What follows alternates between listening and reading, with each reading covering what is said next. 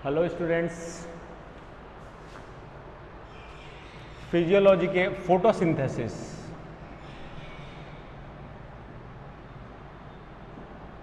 जो main topic है उसमें आज का हमारा टॉपिक है light reaction.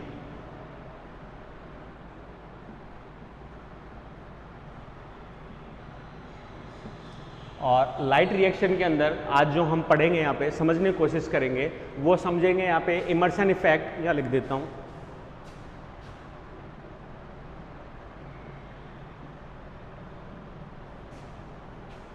And red drop.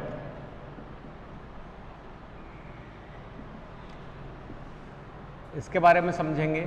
Second फिर हमारे पास जो पॉइंट होगा वो होगा फोटो सिस्टम्स,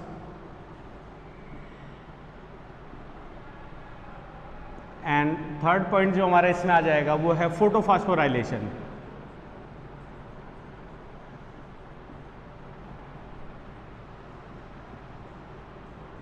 फोटोफॉस्फोरिलीकरण, ठीक है।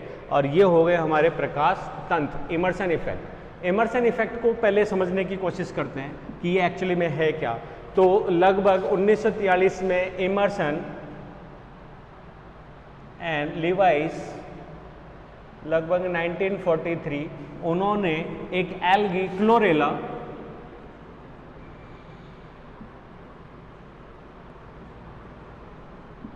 पर क्या किया, एक प्रैक्टिकल करते हुए उन्होंने केवल एक वर्णी, एक फिक्स वेवलेंथ का प्रकाश, एक वर्णी प्रकाश। वर्ण को समझिए, अगर हम दृश्य क्षेत्र की बात करें तो हमारे वर्ण में जो व्हाइट लाइट है उसको हम विबग्योर में डिवाइड करते हैं, ठीक है। और ये विबग्योर जो है अबाउट देन 390 nm2 ये चलता है एक तरीके से 680-700 तक, वरना 680 तक कंप्लीट हो जाता है, जिसमें वेब GYOUR हमारे सातों के सातों जो कलर है वो सातों के सातों कलर जो है वो इसमें कंप्लीट हो जाते हैं। इससे ऊपर की अगर अपन बात करें तो दैट इज इंफ्रा रेड, ठीक है, जिसे हम अवरक्त क्षेत्र के नाम से जानते हैं। 700 से ऊपर और इससे ऊपर जाते हैं तो दीज आर रेडियो, ठीक है। ये इस तरीके के रेजेज आ जाती हैं। अगर अपन वॉयलेट से नीचे की तरफ आते हैं, कम तरंग दैर्ध्य की तरफ आते हैं, तो ये हो जाते हैं अल्ट्रा वायलेट। अल्ट्रा वायलेट की अगर अपन बात करें, फिर आ जाती हैं एक्सरेज, गामा, कॉस्मिक, इस तरीके से सिस्टम चलता है। तो ऐसे में हमारा जो दृश्य क्षेत्र है वो केवल यही है, और फोटोसिंथेसिस के लिए ये वाइट लाइट जो है वही सबसे ज़्यादा इफेक्टिव होती है। उसके बाद वाली लाइट्स या उससे कम वाली जो वेवलेंथ की लाइट्स हैं उनको हमारा पिगमेंट सिस्टम जो है वो एब्जॉर्व करने में सक्षम नहीं है। तो ऐसे में हम केवल यहीं की बात करेंगे। तो इमर्सन ने क्या किया, इमर्सन ने क्लोरेला एल्गी जो है उसके ऊपर एक फिक्स वेवलेंथ, एक वर्णी प्रकाश, जैसे इसको एक सिंपल वे में अगर मैं लिख दूं तो जैसे कि 680 nm वेवलेंथ का जो प्रकाश था वही दिया, उसके अलावा बाकी की वेवलेंथ को उन्होंने जाने नहीं दिया। अगर हम सिंपल व्हाइट लाइट देते हैं सूरज से आने वाली लाइट को, तो उसमें सातों रंग हैं और सभी प्रकार की वेवलेंथ्स हैं, लेकिन अगर हम एक फिक्स वेवलेंथ की लाइट को ही दें तो उससे देखा। और अगर आपको और समझना है तो इसको मैं वैसे बता देता हूँ, अर्ली इन द मॉर्निंग या बिल्कुल सांझ के समय, जो दोनों टाइम जो मिलते हैं, उस वक्त हम जब दूर क्षैतिज की ओर देखते हैं तो हमें रेड ऑरेंज कलर की लाइट दिखाई देती है।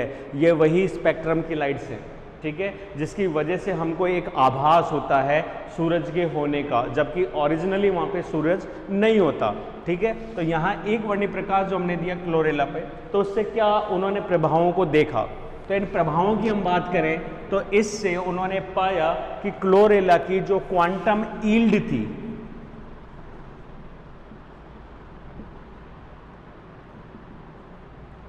जो क्वांटम यील्ड थी वो कम हो गई। उसकी जो उत्पादन क्षमता, मतलब फोटोसिंथेसिस के द्वारा प्रोटीन ये स्टार्च या कार्बोहाइड्रेट बनाने की जो क्षमता थी वो क्या हो गई, कम। इसलिए क्वांटम यील्ड की अगर अपन डेफिनेशन दें तो व्हाट इज क्वांटम यील्ड, तो क्वांटम यील्ड को अपन ये कह सकते हैं, यील्ड का मतलब होता है पैदावार। क्वांटम से। तो हम इसकी डेफिनेशन ये दे सकते हैं कि एक क्वांटम लाइट फोटॉन्स द्वारा मुक्त ऑक्सीजन अणुओं की संख्या,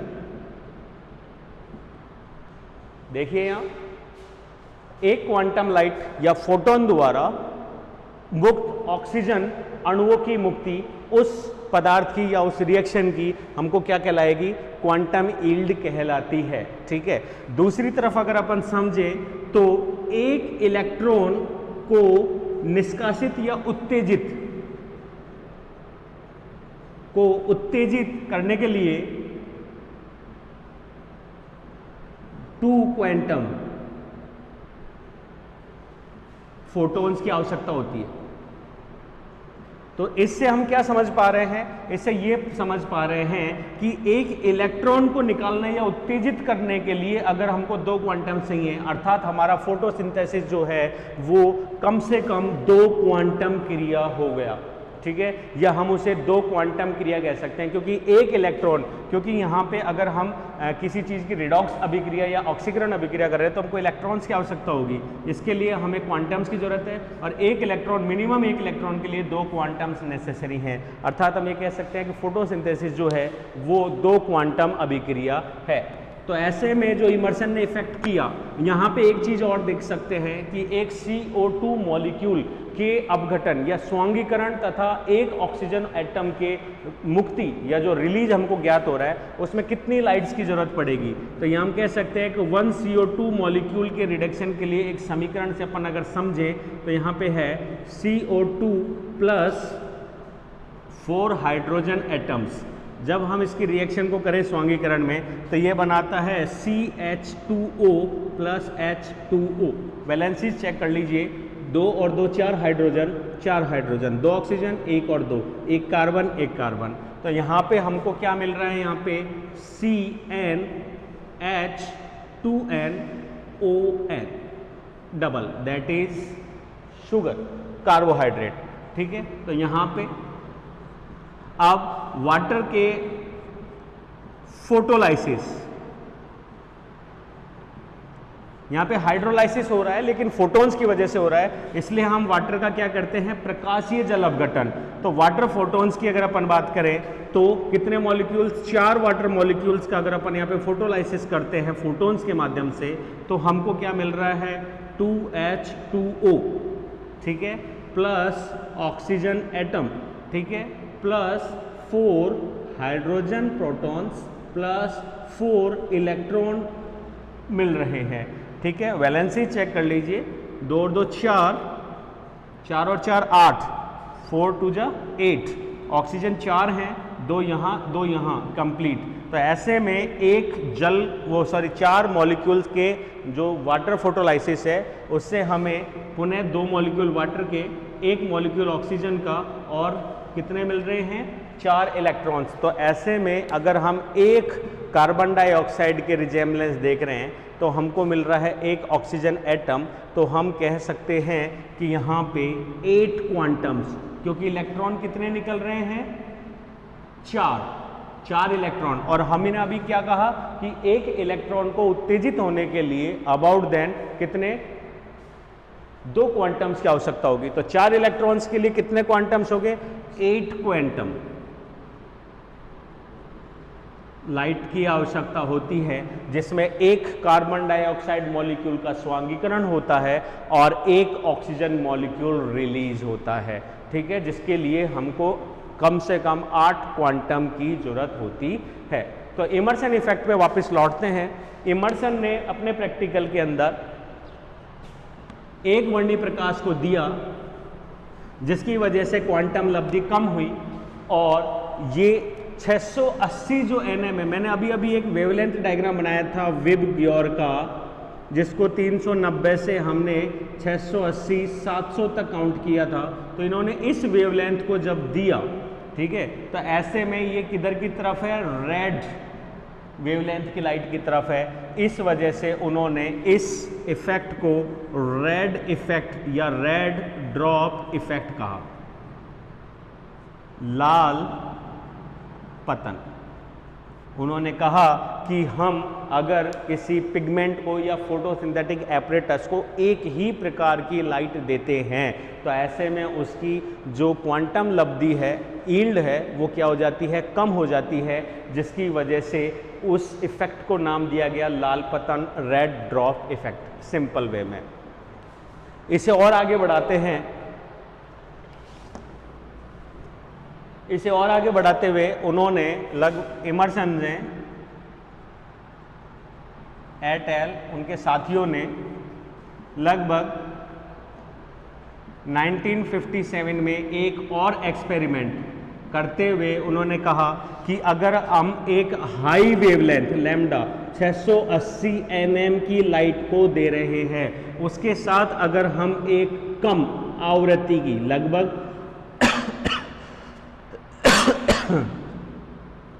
420 nm के आसपास की लाइट उसके साथ और ऐड करें, अर्थात उच्च लाइट के साथ में एक निम्न लैम्डा की तरंग दैर्ध्य की लाइट को उसके साथ और ऐड करें, तो जो क्वांटम यील्ड है वो बहुत ज़्यादा बढ़ जाती है। और क्वांटम यील्ड इतनी ज़्यादा बढ़ जाती है, जैसे कि एक विद एग्जाम्पल मैं बता रहा हूँ, यहाँ पे अगर अपन कहें कि केवल हम 420 क्वांटम की लाइट को, फोटोन लाइट को दे रहे हैं nm को, उससे पर्टिकुलर कोई चीज़ बनती है हमारे पास में B, ठीक है, और 680 से हमको जो है प्रोडक्ट यील्ड मिल रही है A, और दोनों का टोटल आता है C। या सिंपल वे में इसको समझाएं तो मान लीजिए इसको अपन 2 से मान लेते हैं, इसको हम 2 से मान लेते हैं, दोनों को अगर अलग अलग कर रहे हैं तो 2 2, ठीक है, और दोनों को अगर साथ में कर रहे हैं तो ये हो गया कितना मान 4। परंतु इमर्सन इफेक्ट में यदि हम दोनों वेवलेंथ को अलग अलग की जगह एक साथ प्रोजेक्ट करते हैं तो उससे उपलब्ध लब्धि जो है वो 2 + 2 = 4 की तुलना में ज़्यादा आती है। यहाँ पे C की वैल्यू लगभग आ जाती है 6 के आसपास, अर्थात दोनों के अलग अलग क्वांटम लब्धि के योग से भी ज़्यादा आती है। इसी चीज़ को उन्होंने कहा इमर्सन इफेक्ट, इसी को उन्होंने इमर्सन इफेक्ट किया, या हम इसे एनहेंसमेंट कह सकते हैं।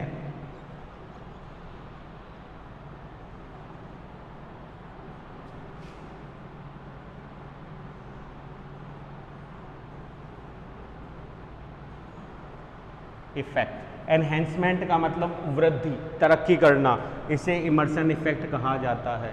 दोबारा हल्का सा रिपीट कर देता हूँ, रेड ड्रॉप का मतलब है कि जब इमर्सन ने अपने प्रैक्टिकल में क्लोरेला के ऊपर सभी वर्णीय प्रकाश को रोककर केवल एक ही वर्ण को दिया, तो उन्होंने देखा कि क्लोरेला की फोटोसिंथेसिस की जो क्वांटम यील्ड थी वो क्या हो चुकी है, कम हो चुकी है, ठीक है। ऐसे में उन्होंने एक एक्सपेरिमेंट और किया कि उन्होंने इसकी जगह किसी कम वेवलेंथ को डाला और उसकी क्वांटम यील्ड को देखा, उस पर भी प्रभाव को अंकित किया, और दोनों का टोटल योग जो है वो सिंपल वे में, जो यहाँ पे अगर एक्सपेरिमेंट से समझे तो मान लीजिए 4 क्वांटम्स के आसपास आ रहा है। ऐसे में अगर अपन इन दोनों को जोड़कर एक साथ वर्णित करें 680 और 420 nm को, तो ऐसे में टोटल क्वांटम यील्ड दोनों के योग से अधिक प्राप्त होती है। इसे इमर्सन इफेक्ट या इमर्सन एनहेंसमेंट इफेक्ट के नाम से जाना जाता है।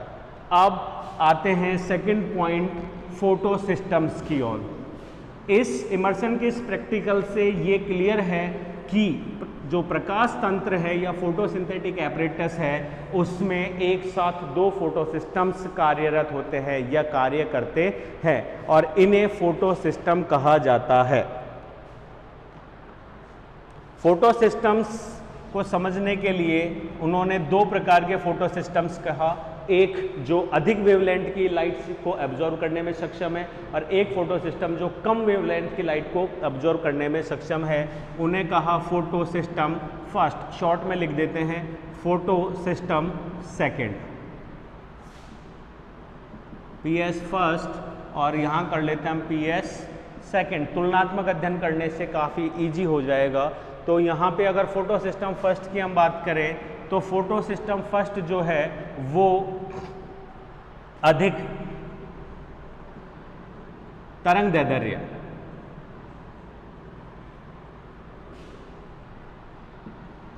680 nm से अधिक पर आधारित है। जब इसकी अगर अपन बात करें तो ये 680 nm से कम वेवलेंथ पर आधारित है। ठीक है, दोनों की ही उपस्थिति की हम बात करें तो दोनों ही क्लोरोप्लास्ट में थाइलेकॉइड मेम्ब्रेन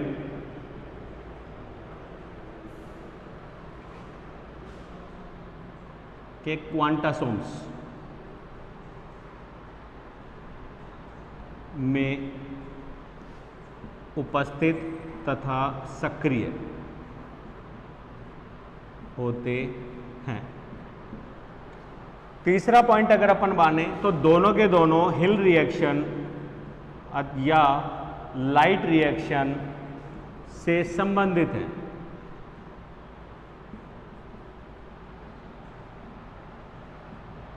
लाइट रिएक्शन से संबंधित है। जो अंतर आएगा दोनों में वेवलेंथ और क्लोरोफिल मॉलिक्यूल्स का जो अंतर आएगा उसके अंदर PS1 जो है में जो अभिक्रिया केंद्र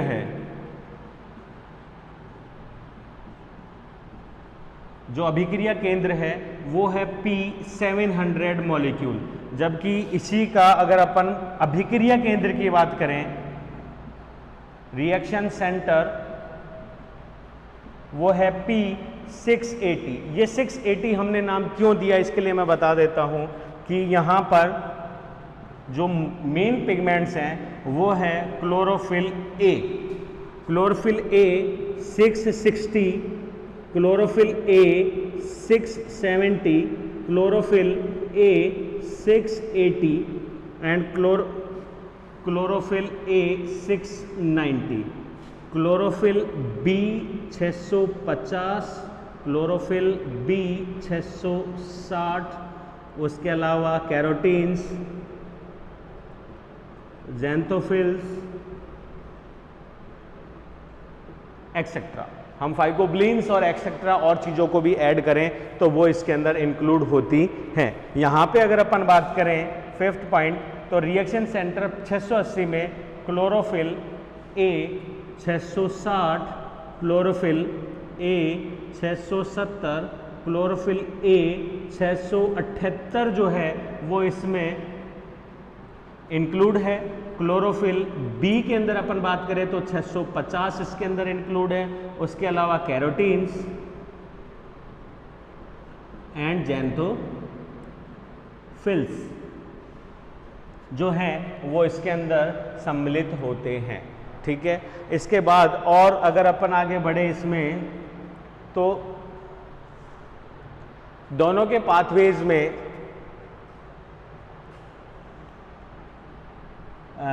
फेरेडॉक्सिन, साइटोक्रोम, प्लास्टोसाइनिन, क्यूनोन आदि, प्लास्टोक्यूनोन आदि जो है वो सम्मिलित हैं। यहाँ पे अगर अपन बात करें तो यहाँ पे क्यूनोन cofactors,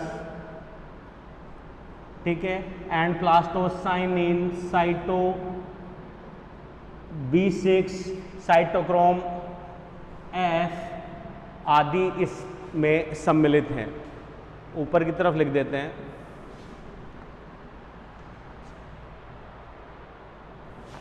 seventh point PS1 and PS2 के लिए अगर अपन बात करें तो हम कह सकते हैं कि PS1 जो है वो NADH2 के रिडक्शन से संबंधित है। ठीक है, इसमें NADH2 का संश्लेषण हो रहा है। जबकि PS2 के लिए अगर अपन बात कर रहे हैं तो ये मुख्यतः जो है ये वाटर के, जल के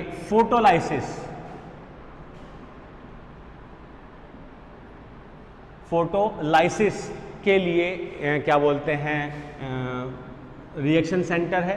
फोटोलाइसिस इसमें होता है जहाँ से इलेक्ट्रॉन जो हैं वो गमन करते हैं। 8th नंबर पे अगर अपन कहें तो ये NADH2 के साथ ATP फॉस्फोरिलीकरण,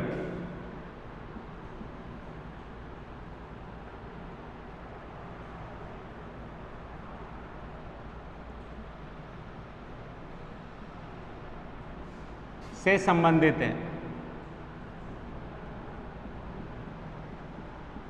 होते हैं।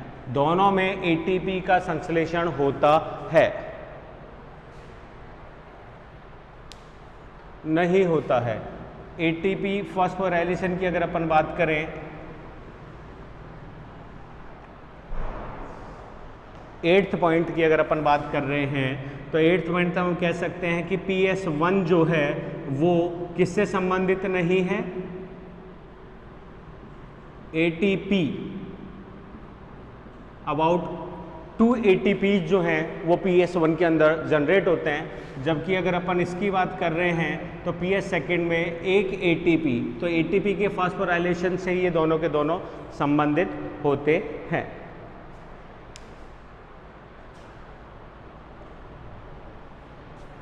ये मिटा देता हूं, पहली लाइन और दूसरी line.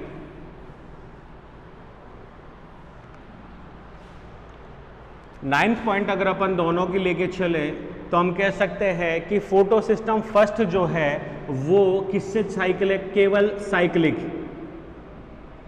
Photo phosphorylation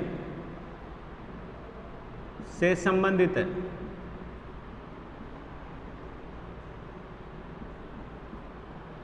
PS centre 1 जो है वो केवल फोटो साइक्लिक से, मतलब साइक्लिक फोटो फास्फोराइलेशन से संबंधित है। दोनों से है, साइक्लिक एंड नॉन साइक्लिक दोनों।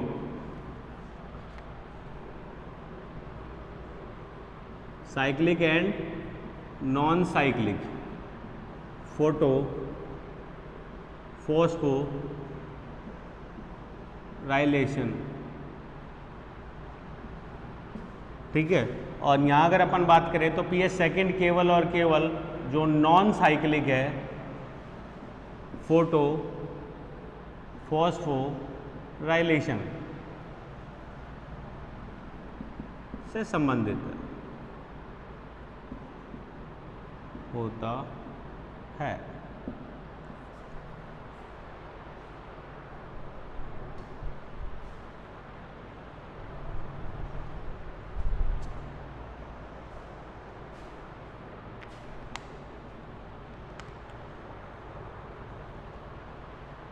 दोनों के डिफरेंस हमारा एक क्वेश्चन कंप्लीट करता है। ये हमारे डिफरेंस भी हो गए, उसके साथ हम दोनों को इनको आइडियल रूप से समझ भी सकते हैं कि फोटो सिस्टम्स क्या हैं। ये तंत्र हैं या पिगमेंट्स हैं जिनके मेन जो हैं वो हैं क्लोरोफिल मॉलिक्यूल्स, कैरोटीन्स, जो कि मुख्य और सहायक के रूप में काम में आ रहे हैं। क्लोरोफिल ए मॉलिक्यूल जो है वो मुख्य पिगमेंट है, क्लोरोफिल बी, क्लोरोफिल सी या कैरोटीन जो हैं वो सहायक पिगमेंट्स के रूप में काम में आते हैं। साइनोफाइसी की अगर अपन बात करें तो उसमें फाइकोबिलिन्स भी हैं जो उसमें काम में आते हैं। उसके अलावा अगर अपन कहें तो हिल रिएक्शन दोनों ही लाइट रिएक्शन से संबंधित है और दोनों ही जो है थाइलेकॉइड मेम्ब्रेन के क्वांटासोम के अंदर उपस्थित हैं। PS में जो अभिक्रिया केंद्र है वो P700 है। एक्चुअली में ये P700 हमने नाम जो दिया है वो क्लोरोफिल मॉलिक्यूल की वजह से नहीं दिया है, ये इसलिए दिया है कि ये 680 nm से अधिक तरंग दैर्ध्य से संबंधित फोटो सिस्टम है, इसलिए हमने इसको 680 से ऊपर 700 nm के लिए जो है वो अभिक्रिया केंद्र क्या माना है, P700। यहाँ पे P680 इसलिए माना है क्योंकि ये 680 तक के जो वेवलेंथ का जो तरंग वो है फोटोन्स है उसी को ही क्या कर सकता है, अवशोषित कर सकता है। ये इसके सहायक पिगमेंट है क्लोरोफिल के, जो ये सारे काम को अंजाम दे रहे हैं 680 90 तक, ठीक है।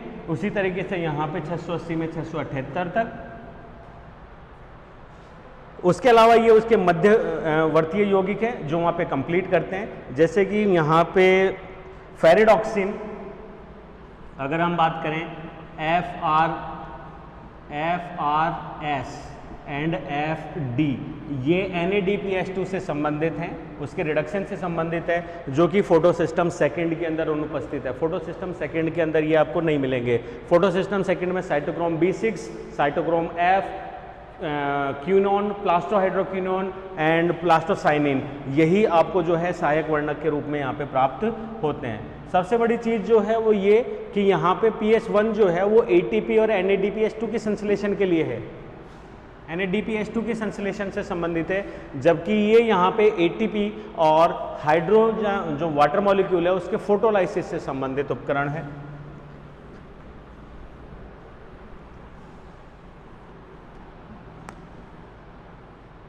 बता दिया।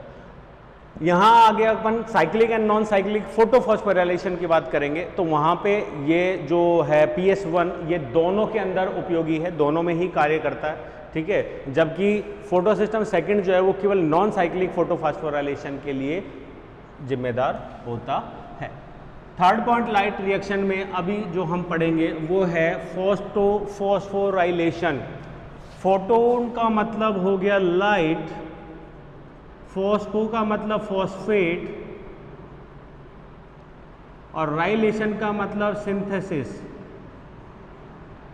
अर्थात फॉस्फेट के बनने या जुड़ने से यहाँ पे हम ATP के बनने की बात करेंगे, लाइट की बात करेंगे। यहाँ पे अगर अपन कहें तो एमरॉन और उनके साथियों का यह सबसे पहला सुझाव था। उन्होंने इस चीज़ की परिकल्पना दी कि ATP का संश्लेषण माइटोकॉन्ड्रिया के अतिरिक्त क्लोरोप्लास्ट के थाइलेकॉइड मेम्ब्रेन्स में लाइट रिएक्शन के दौरान भी होता है। इसलिए ये बहुत इंपॉर्टेंट टॉपिक है, फोटोफॉस्फोराइलेशन।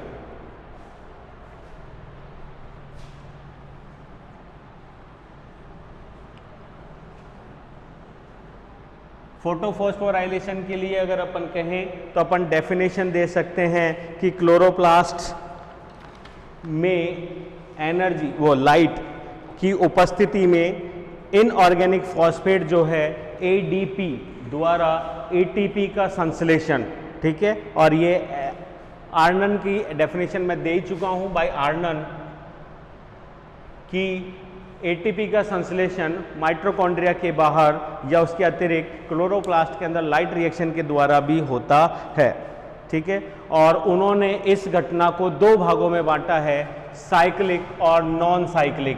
तो अभी हम यहाँ पे पढ़ रहे हैं साइक्लिक। फोटो फॉस्फोराइलेशन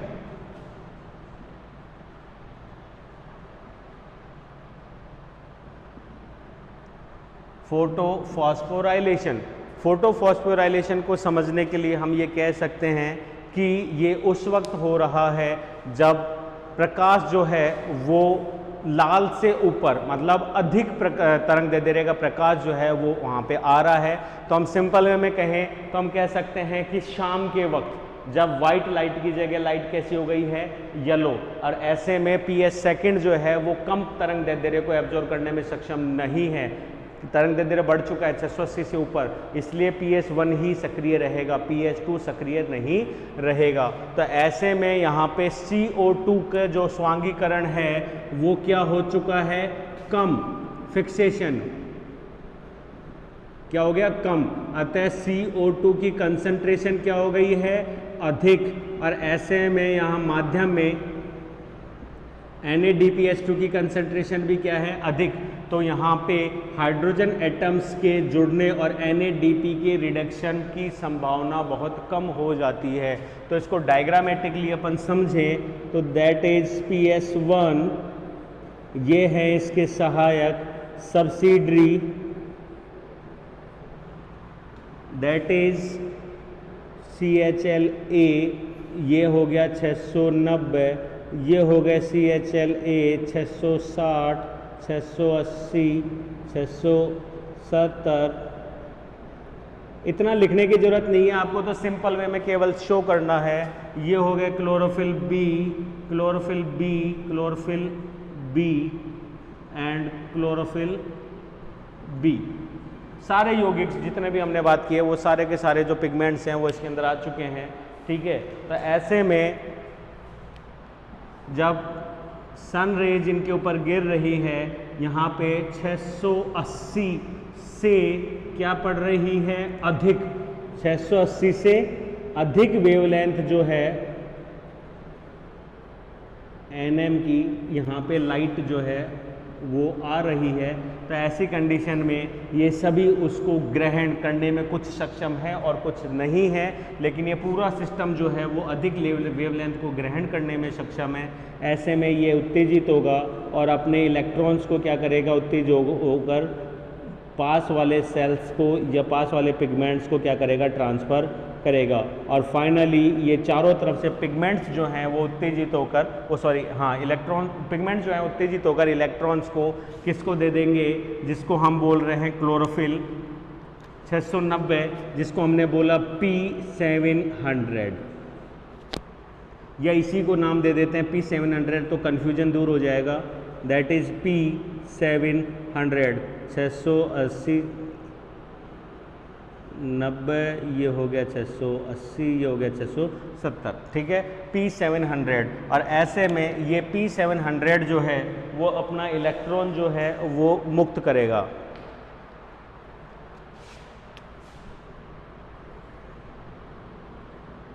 जैसा कि हमने स्टार्टिंग में क्वांटम लब्धि के लिए पढ़ा था, तो यहाँ पे 2 इलेक्ट्रॉन की जगह हम इसको 4 इलेक्ट्रॉन से समझने की कोशिश कर रहे हैं।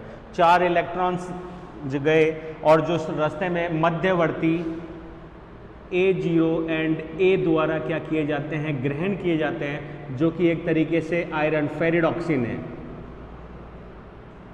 यौगिक होते हैं, ठीक है। और फाइनली इसको ग्रहण किया जाता है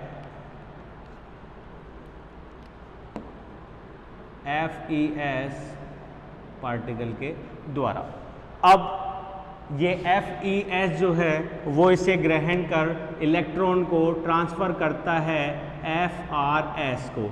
ये एक फेरिडॉक्सिन रिडक्टेज एंजाइम के समान है, तो यहाँ पे ये ट्रांसफ़र करता है इसको Fd को, ठीक है, या FrS Fd रिडक्टेज, ठीक है। तो ऐसे में यहाँ पे इस वक्त हाई कंसंट्रेशन की वजह से ये पहले ही कन्वर्ट हो चुका है NADP, ठीक है। तो ये यहाँ पे अपचयित नहीं होगा, जिसकी वजह से FrS Fd को इलेक्ट्रॉन नहीं देता, हटा दो। FrS जो है इलेक्ट्रॉन को, वो Fd को इलेक्ट्रॉन्स नहीं देगा, क्योंकि ये रिडक्शन रिएक्शन को अभी कंप्लीट नहीं कर रहा, वहाँ पे NADPH2 की सांद्रता पहले से ज़्यादा है। तो ऐसे में FrS जो है वो इस इलेक्ट्रॉन को साइटोक्रोम B6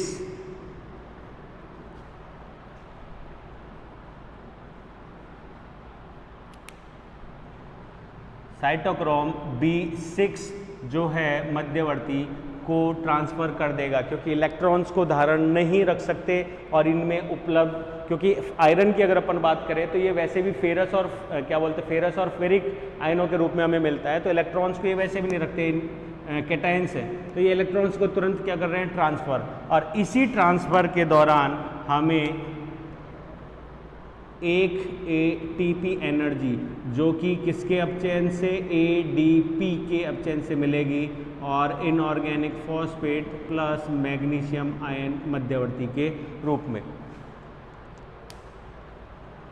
साइटोक्रोम B6 से इलेक्ट्रॉन जो है वो पास किया जाएगा प्लास्टोक्यूनोन को, और उसी दौरान जो हाइड्रोजन एटम्स जल अपघटन से रिलीज हुए थे वो NADPH2 तक नहीं पहुंचते, क्योंकि आवश्यकता नहीं है, तो यहाँ पे टू हाइड्रोजन एटम्स जो हैं वो क्या हो जाएंगे, फ्री।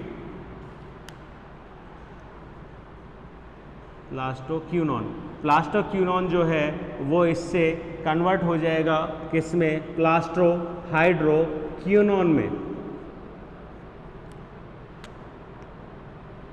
प्लास्टोहाइड्रोक्यूनोन,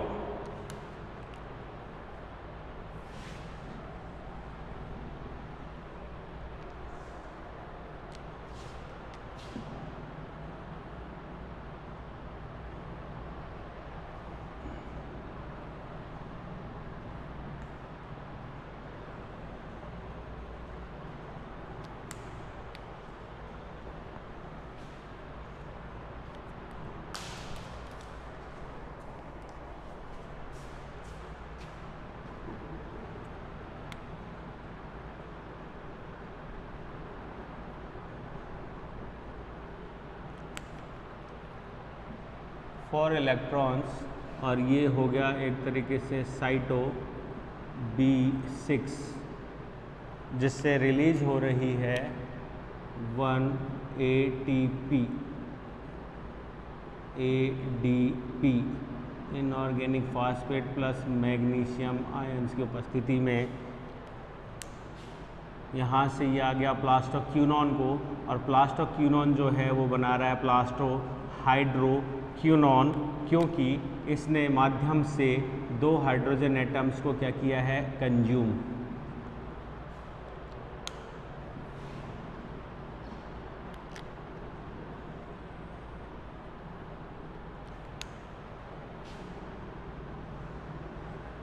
प्लास्टोहाइड्रोक्यूनॉन जो है वो इन इलेक्ट्रॉन्स को दे देता है साइटोक्रोम F को, और इसी दौरान यहाँ पे एक और ATP जो है ADP के फास्फोराइलेशन से कंप्लीट होता है, प्लस मैग्नीशियम आयंस, ठीक है। और इसी के साथ यहाँ पे माध्यम में वापस रिलीज हो जाता है 2 हाइड्रोजन एटम्स। साइटोक्रोम F जो है वो इलेक्ट्रॉन्स को ट्रांसफर करता,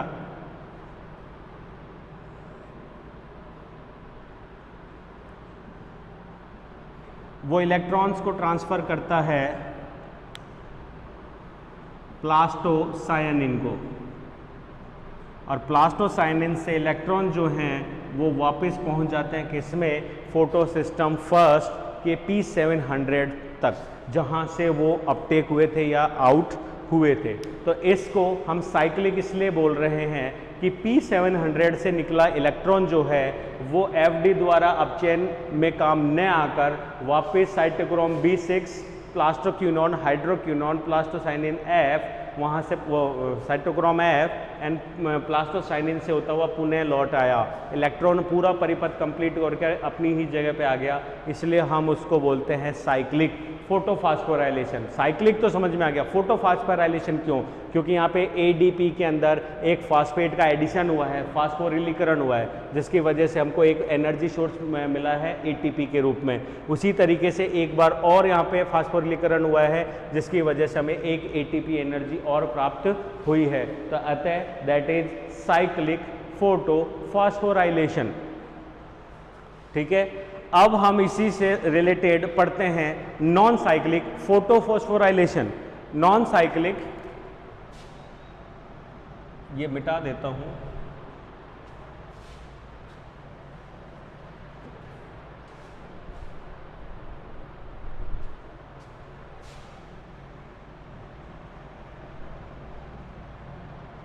फोटोफॉस्फोराइलेशन, नॉन साइक्लिक फोटोफॉस्फोराइलेशन।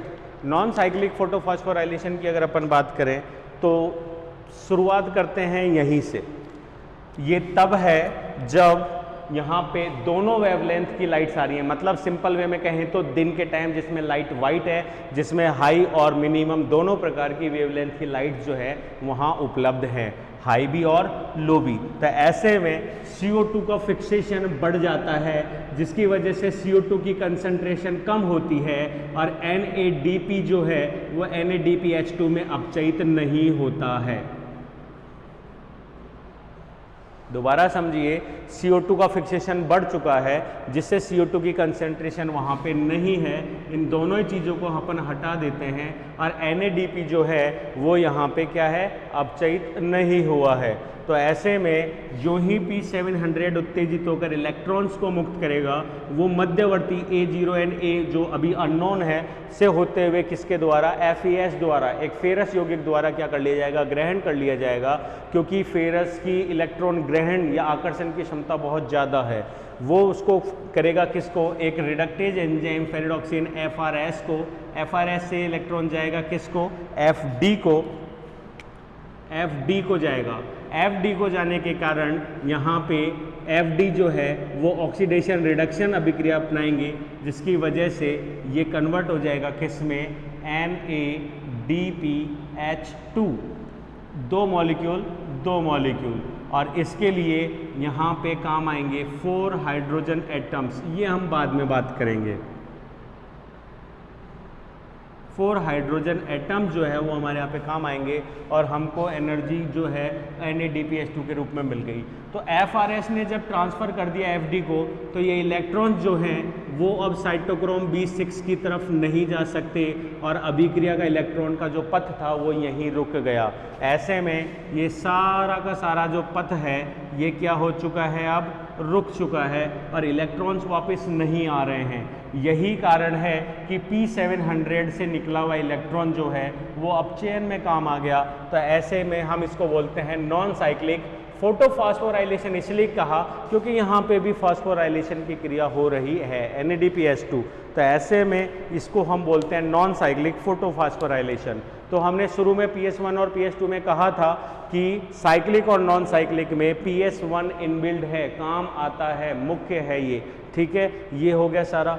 अब सबसे बड़ी चीज़ ये है कि P700 से निकला इलेक्ट्रॉन वापस इसमें नहीं लौटा, इसकी वजह से अब ये क्या हो चुका है, एक तरीके से रिड्यूस्ड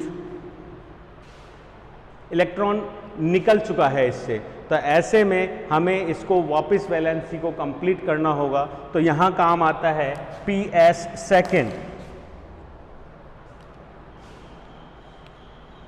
ये हो गया PS फर्स्ट, हमारा काम आता है अब PS second, that is P680। ये इसके साथ क्या हो गया, chlorophyll A 660, chlorophyll A 670, chlorophyll A 678,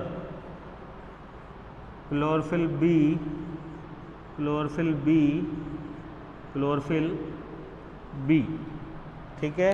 यहाँ पे लाइट जो इंटेंसिटी आ रही है वो आ रही है 680 nm से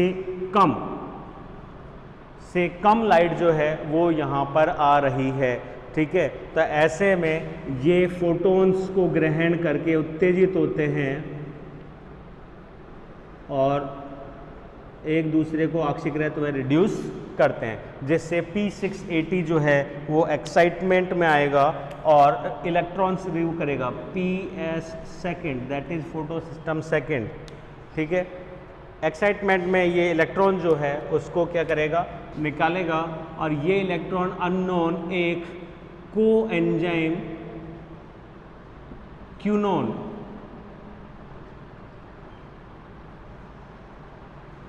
द्वारा ग्रहण किया जाता है। इसे हम QA के नाम से अभी रिप्रेजेंट कर देते हैं, QA, ठीक है। QA, यहाँ से इलेक्ट्रॉन्स जो हैं वो 4 इलेक्ट्रॉन जो है वो आउट हुए हैं और ये QA की तरफ गए हैं। वहाँ से ये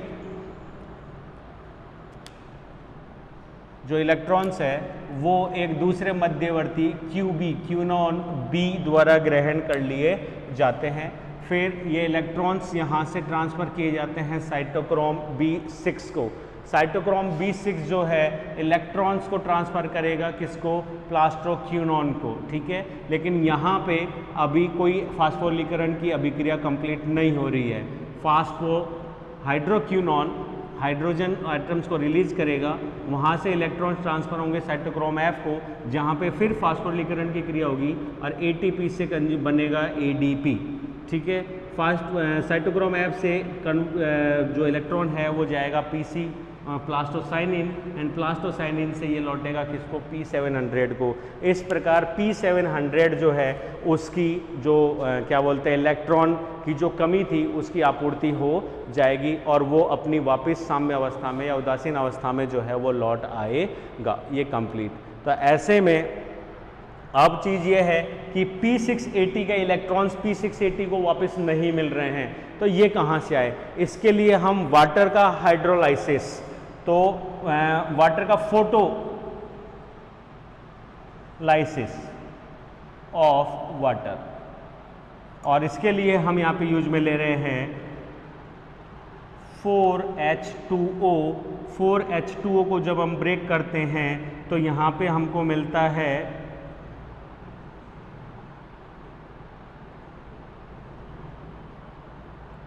4H2O को जब हम ब्रेक करते हैं तो हमें मिलते हैं 2H2O प्लस O2, ठीक है, प्लस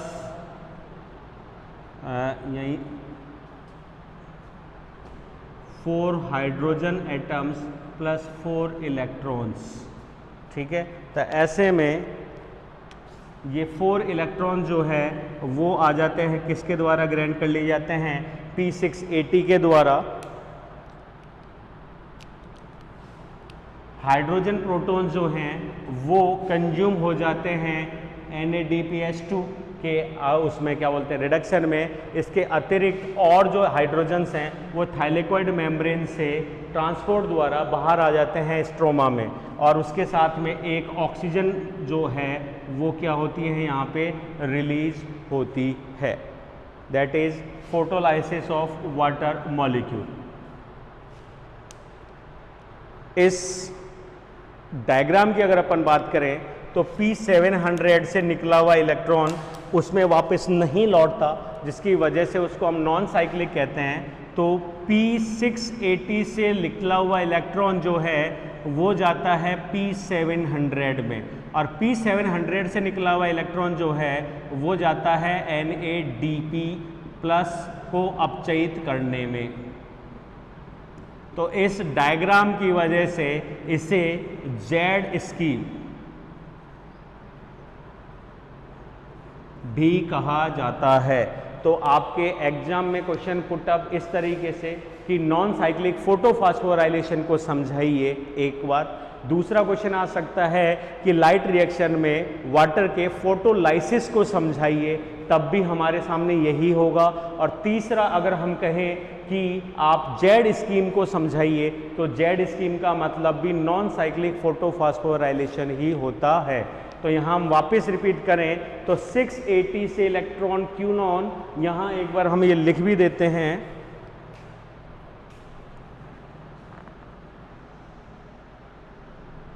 कोफैक्टर क्यूनॉन, साइटो B6 का मतलब साइटोक्रोम B6, PQ का मतलब है फास्फो प्लास्टो क्यूनॉन,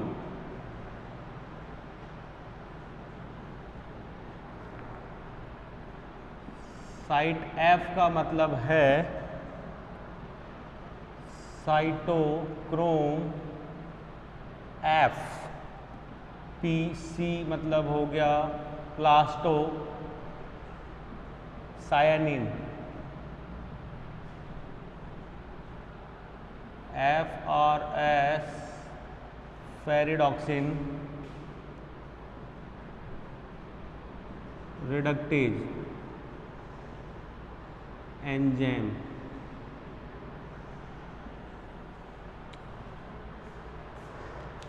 अब कुछ तुलनात्मक रूप से देखें तो साइक्लिक फोटोफॉस्फोराइलेशन की अगर हम बात करते हैं तो साइक्लिक फोटोफॉस्फोराइलेशन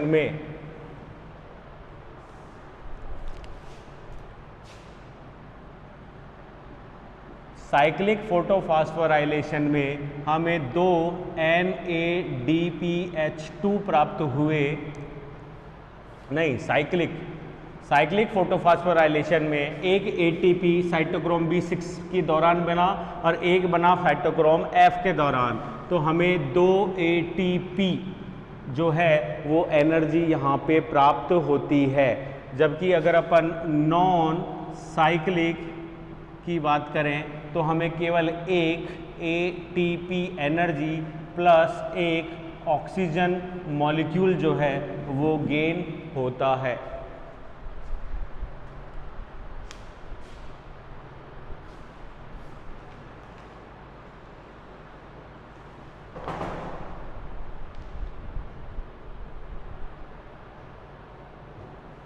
और ये प्राप्त एनर्जी जो है वो डार्क रिएक्शन में CO2 के स्वांगीकरण में व्यय होती है।